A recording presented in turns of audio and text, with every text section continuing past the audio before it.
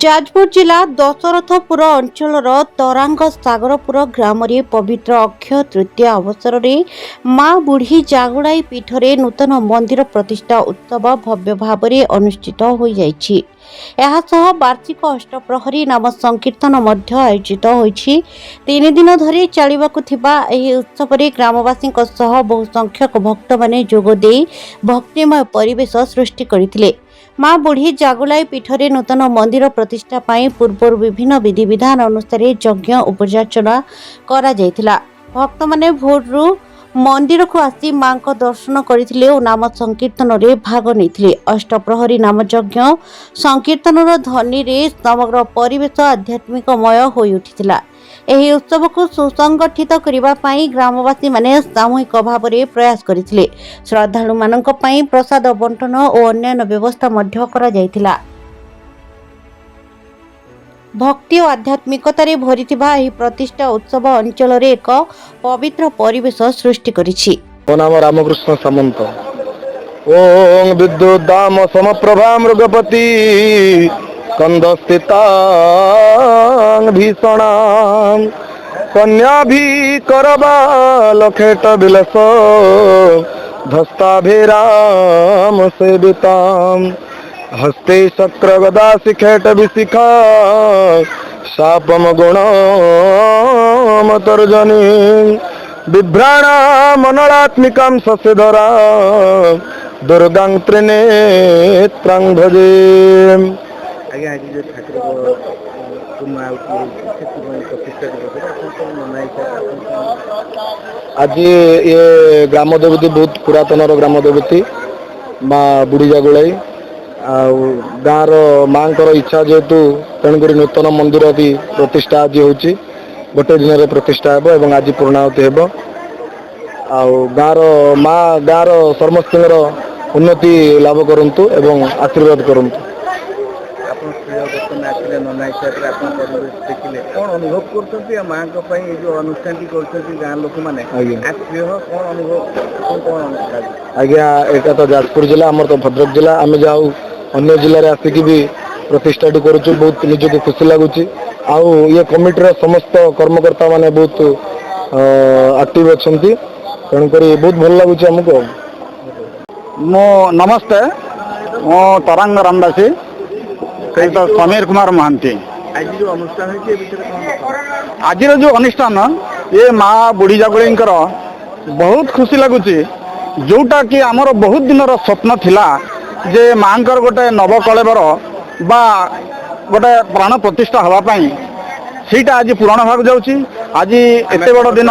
ଆପଣ 100 ବର୍ଷ ହେଲା ଏଠି ମା ପୂଜା ପାଉଥିଲେ। ଆଜ୍ଞା ଆର ମହିମା ବିଷୟରେ କ'ଣ? ଆର ମହିମା ତ ଆମେ ଆମ ଜନ୍ମ ହେଲା ଦିନରୁ ଦେଖୁଛୁ ଯେ ମା ଆମର ପ୍ରତ୍ୟକ୍ଷ ଦେବୀ, ଆମ ଗ୍ରାମ ଦେବତୀ। ସେ ସବୁବେଳେ ଆମ ଗ୍ରାମକୁ ସବୁ କ୍ଷେତ୍ରରେ ସେ ସାହାଯ୍ୟ କରନ୍ତି, ସମସ୍ତଙ୍କୁ ସେ ଆଶୀର୍ବାଦ କରନ୍ତି। ତାଙ୍କ ଆଶୀର୍ବାଦରୁ ଆମ ଗାଁର ସବୁକିଛି ସମ୍ଭବ ହୋଇପାରିଛି। ମୁଁ ଏତିକି କହିବି, ଧନ ଜନ କୃଷି ଆଉ ସବୁକିଛି ଆମେ ପାଇପାରୁଛୁ। ପ୍ରତିଷ୍ଠା ପାଇଁ ମନ୍ଦିର ତୋଳିବା ପାଇଁ କ'ଣ କ'ଣ ଅସୁବିଧା ଦେଇ ବାଧା ଦିନ ଦେଇ ଗତି କଲୁ?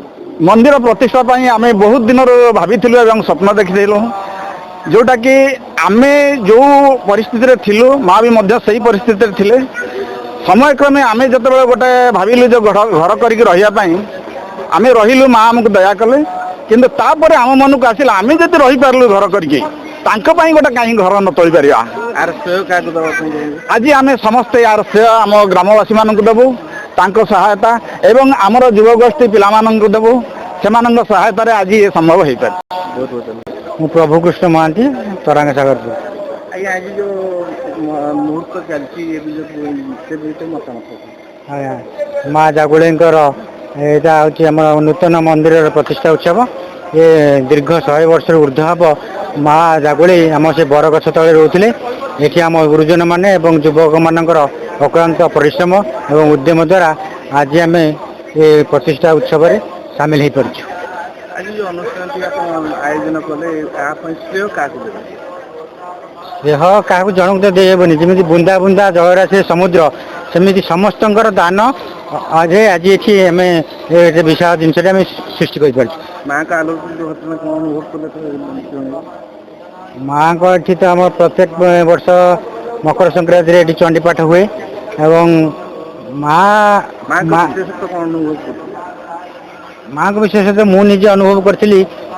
ମାଆଙ୍କୁ ଆମେ ଧର ଡାକିବାକୁ ଚାହିଁବା କିଛି ଆମେ ପାଇବା ଉଦ୍ଦେଶ୍ୟରେ ସେ ମା ସେମିତି କରିଦେବେ। ମା ପୁଣି ଚେଷ୍ଟା କରିବେ ଯେ ସେ ମୋର ଆହୁରି ଅଧିକରୁ ଅଧିକ ମୋ ପାଇଁ ତ୍ୟାଗ କରୁ, ସେ ତ୍ୟାଗର ଫଳ ପାଇବ। ସେମିତି ମୁଁ ବି ଦିନେ ଅନୁଭବ କରିଥିଲି। ମୁଁ ଭାବୁଥିଲି ଦିନେ ଆପଣ ଯୁବପିଢ଼ି ମାନେ ବର୍ତ୍ତମାନ ଯେଉଁ ଉତ୍ସାହ ଉଦ୍ଦୀପନ ଦେଖୁଛନ୍ତି ତାଙ୍କ ବିଷୟରେ କ'ଣ ତାଙ୍କ ଉତ୍ସାହ ଓ ଉଦ୍ଦୀପନା ପାଇଁ ଆଜି ଆମେ ଏତେ ବଡ଼ ଅନୁଷ୍ଠାନ କରିପାରିଛୁ। ତେଣୁକରି ପିଲାମାନଙ୍କର ଉତ୍ତର କାମନା କରି ନିଶ୍ଚିତ କରୁଛି। ମୁଁ ସୁଚିତ୍ରା ମହାନ୍ତି। ଆଜି ଆପଣ କଳସ ଯାତ୍ରା ଶୋଭାଯାତ୍ରା କରିଥିଲେ? ଆଜ୍ଞା। ଆଜି ମାଙ୍କ କଳସ ଯାତ୍ରା କାହିଁକି କଲେ? ଏବେ ବହୁତ ପୁରାତନ ମନ୍ଦିର ଥିଲା।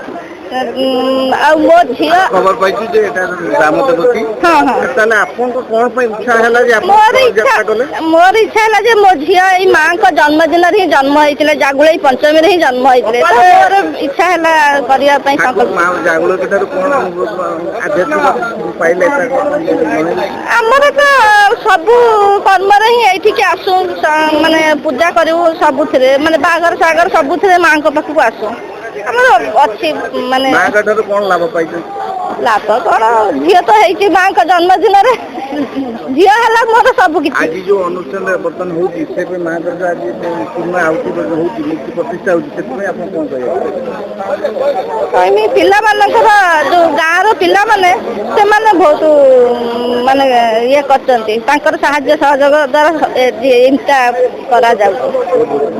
ଏ ମନ୍ଦିର ପ୍ରତିଷ୍ଠା ପାଇଁ ଛୋଟରୁ ବଡ଼ ବୟସ୍କ ବୃଦ୍ଧ ସମସ୍ତଙ୍କର ଅନୁଦାନ ବହୁତ ମାନେ ଉଚ୍ଚ କୋଟିର। ସିଏ ଗୋଟେ ବୁଢ଼ୀ ମାଟେ ହଉ କି ଗୋଟେ ଚାକିରି କରିଥିବା ପିଲାଟେ ହଉ କିମ୍ବା ରିଟାୟାର୍ଡ କରିଥିବା ଗୋଟେ ବୟସ୍କ ଲୋକ ବି ହଉ, ସମସ୍ତଙ୍କର ଛୋଟରୁ ଛୋଟ ଅନୁଦାନ ଏ ମନ୍ଦିର କରିବା ପାଇଁ ଆମେ ବହୁତ ପରିଶ୍ରମ କରିଛୁ। ଆମ କ୍ଲବର 30 ଯାକ ପିଲା ଆମେ ଲାଗିପାତି ଖଟିଛୁ ଏ ଜିନିଷ କରିବା ସମ୍ଭବ ପାଇଁ। ତେଣୁ ଯେଉଁମାନେ ବି ଆମକୁ ସାହାଯ୍ୟ କରୁଛନ୍ତି, ଯେଉଁମାନେ ସହଯୋଗର ହାତ ବଢ଼େଇଛନ୍ତି, ସିଏ ଆର୍ଥିକ ହଉ କିମ୍ବା ପାରିଶ୍ରମିକ ଭାବରେ ସମସ୍ତଙ୍କୁ ବହୁତ ଧନ୍ୟବାଦ। ଆଉ ସବୁଠୁ ବଡ଼ ଧନ୍ୟବାଦ ଆମ ସହିତ ମିଳିକି ଥିବା ପିଲାମାନଙ୍କୁ।